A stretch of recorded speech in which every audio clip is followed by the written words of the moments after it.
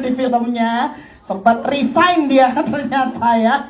Oke, lanjut lagi juga kita akan mengundang pemeran rembulan di sini ada Sophie Novita. Aura-aura dapat berondong ya film ini ya. Enak banget aktingnya. Oke, lanjut lagi. Kita juga akan mengundang pemeran Gom-Gom. Di sini sudah hadir Bonar Manalu. Hai Bang, sehat Bang? Puji Tuhan sehat ya. Kumis udah dicatok kumis, udah ya. Oke. Lanjut lagi ada pemeran Sondang di sini, kita sambut Gita Bebita. Nih yang celetuk-celetukan nih kita tunggu selama film ya. Halo Kak Gita Bebita. Cantik kali nih kayak balerina. Keriting pula rambutnya mateng dia ya, keritingnya ya hari ini ya, luar biasa. Dan kita juga mau mengundang pemeran Niko di sini ada Farel Rafishki.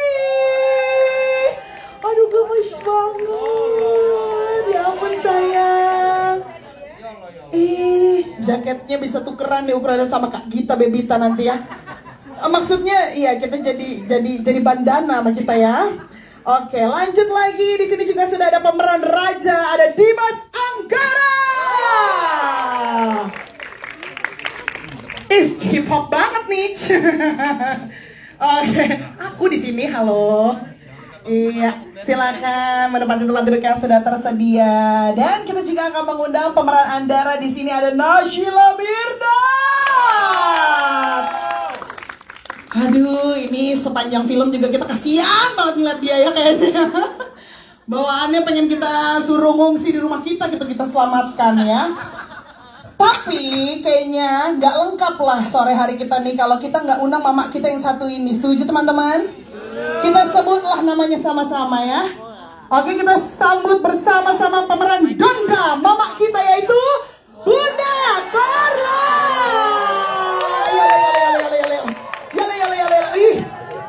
Sasanya ngeri kali.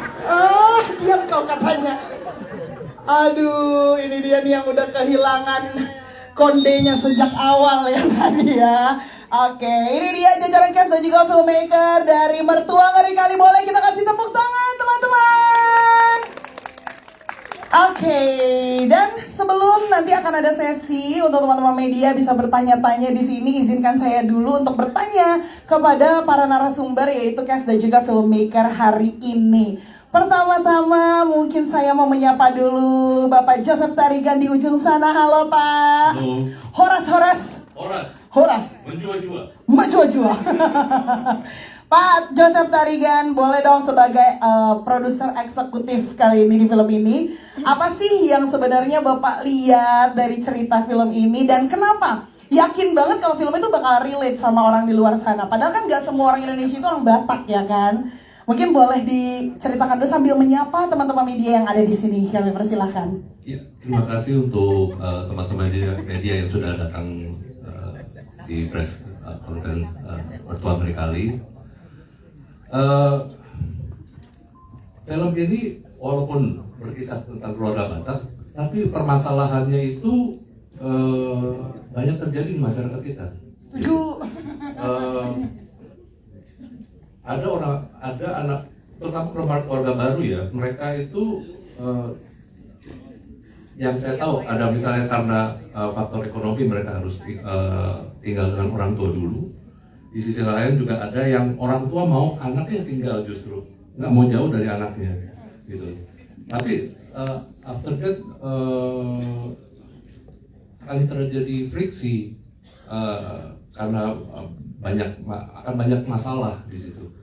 Nah, saya sendiri jujur ngomong, saya sendiri juga pernah mengalami di mana istri saya itu ngerasa trauma dengan ibu saya gitu. Nah, jadi begitu saya lihat, oh iya ini benar nih, ini cerita ini memang banyak terjadi di masyarakat, terutama menantu wanita dengan ibu mertua gitu. Itu udah pasti selalu terjadi gitu.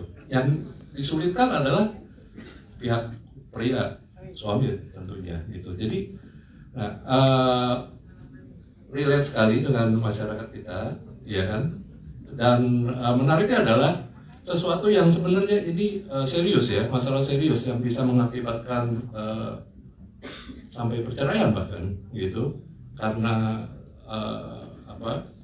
persoalan seperti ini, tapi digarap secara komedi, gitu. Walaupun pada akhirnya dramanya pun kuat. Itu yang membuat saya optimis dengan film ini. Oke, Bapak, terima kasih banyak untuk penjelasannya. Tepuk tangan boleh, teman-teman. Jadi ini yakin sekali ya banyak permasalahan sejenis yang ada di luar sana, tapi dibawa enjoy aja, dibawa ketawa aja ya Pak kalau ada masalah seperti itu di rumah ya. Karena saya sendiri sebagai anak bontot juga tinggal barengan sama orang tua, bareng sama suami saya, ya Allah ada aja berantemnya tiap hari ya. Kita bawa enjoy aja ya, karena yang satu suami, yang satu orang tua, betul teman-teman. Jadi gak bisa pilih salah satu ya. Oke, lanjut berikutnya ada Ibu Nisa Samtani di sini. Halo. Ibu, apa sih yang membuat film ini mungkin berbeda dengan film-film di luar sana, termasuk film keluarga yang sudah ada? Lalu gimana nih konsepnya dan juga ceritanya bekerja pertama kali dengan Bunda Korla ya? Silakan, mungkin sambil mau menyapa teman-teman media di sini, dipersilakan. Halo semua, thank you for being here today. Kita senang banget sama film ini. We're excited for everyone to watch. Untuk film ini keunikannya, look at the cast. Right. Look at the cast. They make, Variatif ya. they make every character bikin hidup di film ini sih sebenarnya. It's the uniqueness of every character, and also sebenarnya the balance between comedy and drama. That is the best thing about this film. And juga the main one, karakter Donda. Karakter Donda ini, Senyum-senyum aja Donda ini ya. she is chaotic, tapi Sadar dia Donda. she's chaotic, she's big life, but she has a good heart. So that's one main unique point there. And kerja sama Bunda, I would say thank you Bun. I had the best time in shoot. The fun bit dengan Bunda creating her own dialogues, improv, but Terus Bunda di film itu cantik banget loh Bu. Bunda cantik sekali loh, dandanannya lo best. tapi gara-gara Bunda, the life in the set became wonderful. So thank you Bun.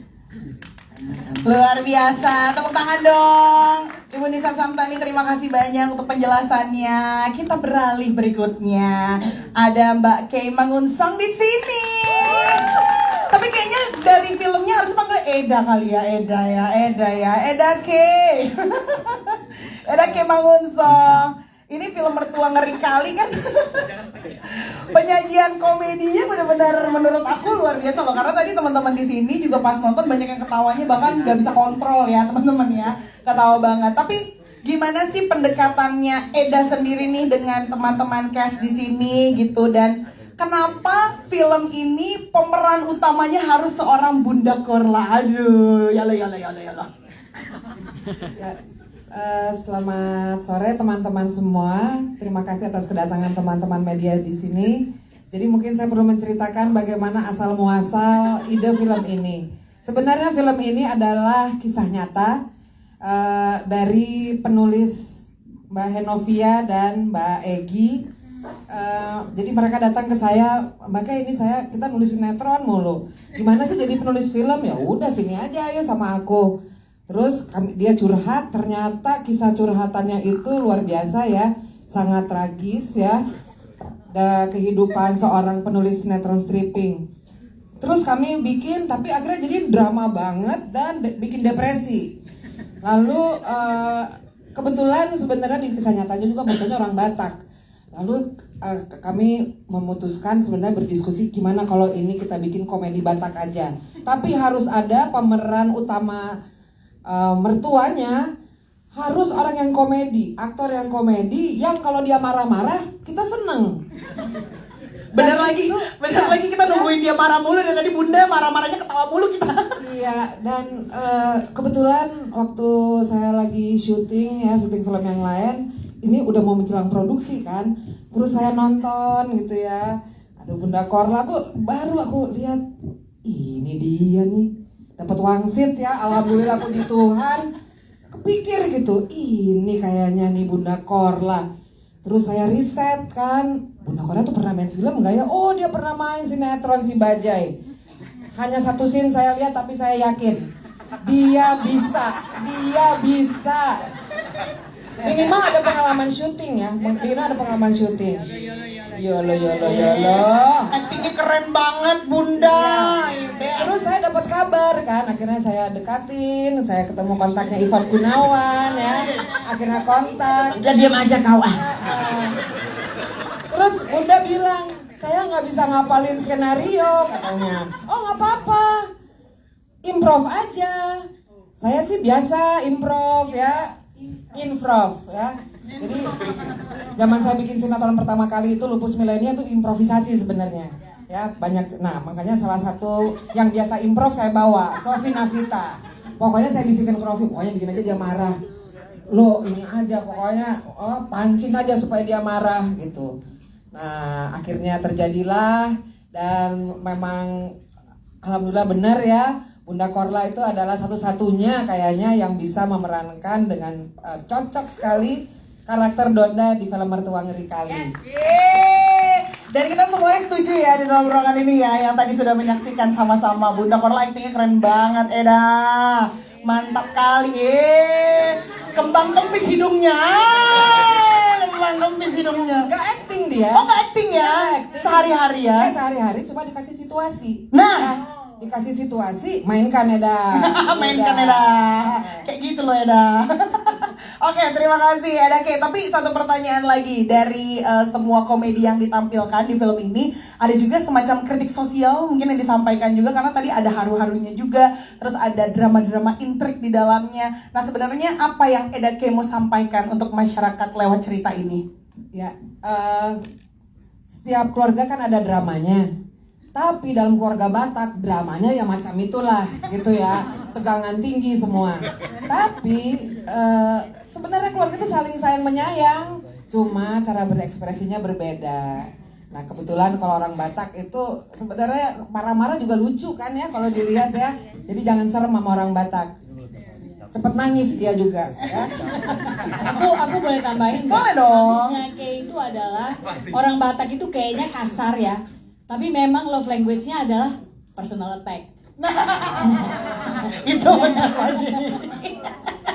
Jadi dengan nada tinggi dan juga ocehan-ocehannya, kadang juga mulut tajam, itu justru adalah bagian dari bagaimana menyampaikan perasaan sayangnya. Gitu. Jadi love language selama ini kita taunya apa sih? Ada physical touch, apa kalau ini? Personal attack. Personal attack. Itu dia spesialnya orang Batak. Terima kasih banyak, Eda K. Sama-sama. Oke, kita beralih sekarang ke penulisnya dulu. Di sana ada Mbak Henovia Rosalinda Ayamor. Ayamor. Kalau nyebut Rosalinda kayaknya kalau nggak pakai Ayamor nggak enak ya. Oke, Mbak, tapi sebagai penulis skenarionya kali ini di film Mertua Ngeri Kali, ada treatment khusus nggak sih untuk membawakan ceritanya? Terus juga kan karakternya unik-unik sekali, mungkin ada cerita di balik dari pemilihan karakternya. Soalnya walaupun karakternya unik, tapi tetap bisa menyampaikan pesan dari yang mau disampaikan sebagai komedi keluarga. Silakan mungkin sambil disapa-sapa juga teman-teman media di sini. Halo semuanya, assalamualaikum warahmatullahi wabarakatuh. Terima kasih Mbak Ovi udah memberi film ini. Sebenarnya untuk karakternya ini pertama kali waktu Mbak Kia bilang, ini kayaknya yang cocok pemerannya nih Bunda Korla nih, dan ternyata aku sama Egi langsung kling gitu kan, kita nggak ngefans sama dia gitu loh, dan ini cocok banget gitu kan ya, kita ngefans biarpun karena memang tadi seperti bilang Mbak Kia tadi sebenarnya udah menyampaikan garis besar ceritanya ya. karena ini memang ada true story. Jadi dengan karakter si aku sampai lupa, Andara sebagai penulis skenario. Mohon maaf ya, kalau penulis emang gitu nama karakternya kebanyakan. Sampai lupa Andara sebagai penulis skenario itu ada hal-hal komedinya yang diambil dari saya sendiri. Waktu itu saya harus melahirkan pun harus dikejar deadline, dikejar produser. Gue lagi ngadeng gitu kan ya, gitu kan. Tapi mana skenarionya kan gitu loh. Itulah ya dibalik cerita stripping yang setiap hari tayang dikejar-kejar deadline. Jadi kita nggak ada waktu untuk namanya cuti lahiran. Aku lagi begini tuh nggak ada gitu kan ya. Ini salah satu background dari Andaranya. Terus untuk cerita sebetulnya aslinya kita ambil dari ini sebenarnya ceritanya tuh nggak awalnya memang kita bagi bilang ceritanya ini tragis gitu kan ya. Ada cerita sedih tentang sebuah keluarga teman kita Egi gitu penulis itu. Dia menikah dengan keluarga Batak. Oh ternyata tuh keluarga Batak tuh, maaf ya ini bukan berkeras, tapi tuh seperti ini. Seorang laki-laki itu kalau sudah menikah itu tidak boleh keluar rumah katanya ya kan. Sangat disayang. Jadi ada persaingan tuh antara ibu dengan istri. Seolah-olah persaingan ingin merebutkan cinta si anak laki-laki ini gitu kan. Jadi saling menarik perhatian. Ini yang bikin menjadi apa ya, itu dia di masyarakat kan banyak ya hal-hal seperti ini. Seorang laki-laki anak ini mana sih yang harus dibela, ibunya atau istrinya gitu kan. Sementara si istri yang ngerasa kita harus keluar tapi si anak nggak bisa keluar dari rumah karena kan harus ada di situ. Dan untuk pemain-pemainnya juga setelah kita lihat case-nya, bagi kasih tahu nih case-nya ini ada Dimas. Ternyata Dimasnya ini dia mirip banget dengan si tokoh suami. Dia sudah almarhum betulan, dia memang sudah meninggal. Jadi cerita itu meninggalnya itu memang benar, dia meninggal. Jadi cerita endingnya itu memang yang sedih-sedihnya itu tidak kita ini ya, endingnya memang seperti itu gitu kan. Jadi memang dia meninggal Di hari ulang tahun, betul. Di hari ulang tahun. Tragis kan? Tragis. Gimana nggak ngerti Bunda? Nggak apa-apa Bunda. Nanti pokoknya kita aja. Iya, nanti kita kasih resumenya. Nanti Bunda tinggal baca ya. Ikro bacalah Bunda ya. Dan menariknya lagi dengan pas lagi kita membayangkan karakternya main Bunda Korla itu liar. Ya kan, pikiran kita liar nih. Jadi dialognya apa segala macam tuh udah ekspektasinya udah lebih banget. Dan ternyata setelah di tangannya Mbak Kim manggung song, oh my god gitu kan ya, Bunda Donda ini menjadi sesuatu yang mengejutkan. Menjadi ngeri kali betulan. Ngeri kali lah mertua kita ini. Nah, semuanya karakternya memang sesuai dengan apa yang kita bayangin ya. Memang udah pas gitu. Kayak mereka tuh kayak beneran keluarga gitu ya. Kita ngelihatnya. Dan keluarganya itu tuh rame gitu loh. Jadi punya karakter masing-masing.